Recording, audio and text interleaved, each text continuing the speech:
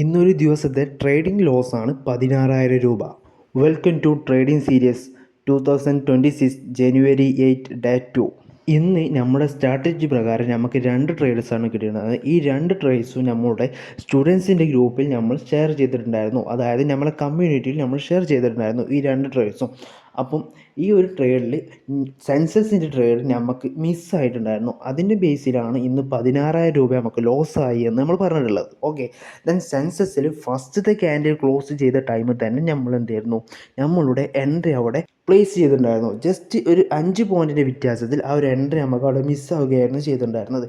Almost നമ്മൾ plan ചെയ്ത പ്രകാരം തന്നെ 200 പോയിൻ്റ് ടാർഗറ്റ് കൊടുക്കുകയും അത്യാവശ്യം നല്ലൊരു മൊമെൻറ്റം കയറുകയും ചെയ്തിട്ടുണ്ടായിരുന്നു.